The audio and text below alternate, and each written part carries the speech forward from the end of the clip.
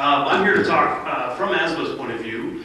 What hinders small business? How do we make small business successful in Arizona? And we'll talk particularly here in Tucson.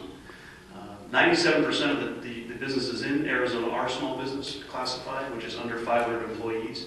When you break it down to micro or smaller business, about 90% here in Tucson, 95, depending on how you classify it, are small businesses. So we're starting to hear a lot more now in the political dialogues, the role of economic development in small businesses successful, how do we make them successful? And there's some things we can do locally, and there's some things we can't.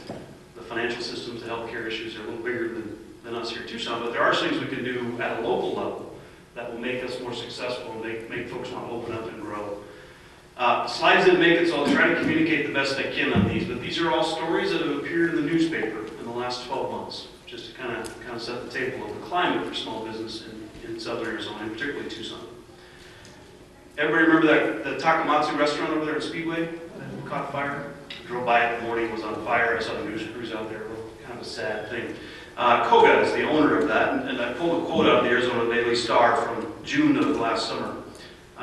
He's confident that it won't take long to repair the restaurant, but said he thinks getting reopened and the appropriate permits to reopen will be the biggest roadblock to getting back to Tucson, getting back to business. The city of Tucson doesn't hand out permits easily, Koga said.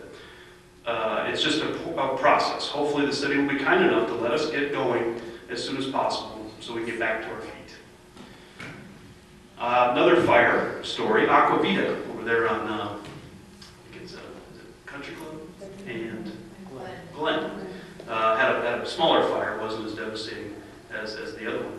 Asked about the process, it was a Q&A in the Stars newspaper by Tony Davis in August of 2010. He says, the question was, did it take you longer than expected to reopen? He said, oh yeah, way longer. I expected to be fixed and up in 2.5 weeks. With the insurance company and the city of Tucson permitting, it took a lot longer than that. So I'm trying to kind of talk about a pattern, and then we'll talk about some solutions on how to solve that pattern. Another story, I had a chance to interview the gentleman that put this together. His name is Heron, Mr. Heron. He was trying to put in a Texas roadhouse. You may have seen that in the paper about 2 months ago on Valencia. When asked about the process, he says it was incredibly challenging and time-consuming, Heron said. Not only was it a matter of money, it was a delay, and delay is a cost. As it worked through the city and the county permitting process, fees piled up to a total of $318,000.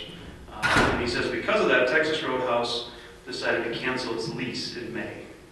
So the bulk of those costs were involved with hookups to sewer systems and whatnot.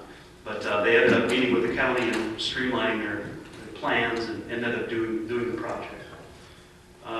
Another one, Christine Glanz, this was an Inside Tucson business. She's actually a friend of mine. They asked her about a new building she opened. She said, I had to put a $5,000 sign out front of my business, and it was on Houghton Road and Broadway.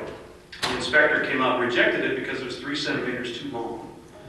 Even though the issue was resolved, he said it was an aggravation and hard to get open and get rolling. One in particular situation of mine, I'm a partner in a building with a friend of mine, and we had been doing great here, 05, 06. The rent was coming in, and we were paying our bills. One by one, our tenants left. And we went about 2.5 years without anybody looking at the thing because everybody's hurting, small business is hurting.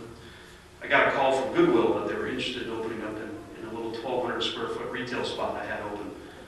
So of course we jumped at the opportunity. It's a national client, they're going to pay their bills, and it was a great fit. Went down to the city, from start to end, it took 7 months to get that 1,200 square foot Goodwill to open up in my center. Meanwhile, I'm paying the mortgage and really struggling to kind of get through it. Apparently there's a new ordinance that has been put on all thrift stores by the city council. It has to go through neighborhood review, a planning and zoning review committee. They missed 2 quorums because they condemned people, and then approved by mayor and council.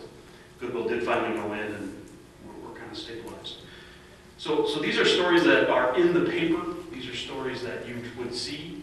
I am in a unique position where I get to talk to small businesses a lot, and the stories that come back are scary and are frightening, because time is money in our world, and if it's too difficult in one market or if there's too many barriers to entry, we decide not to play.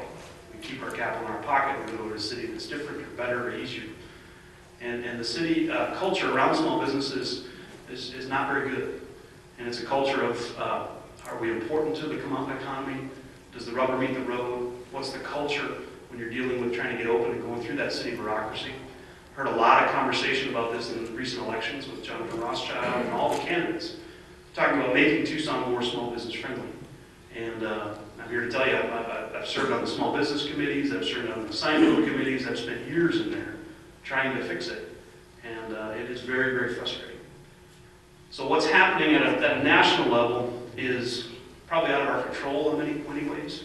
But what we can do locally is kind of streamline the process and allow that small business guy with an idea, the entrepreneur with the spirit to open up and hire and get folks to come working, kind of help them along the process from our local government side. So that's kind of what we can do locally. And that would be a dialogue with your elected officials during the campaign and after the campaign to help them fix that culture, to be more customer focused on getting folks open and rolling. So thank you.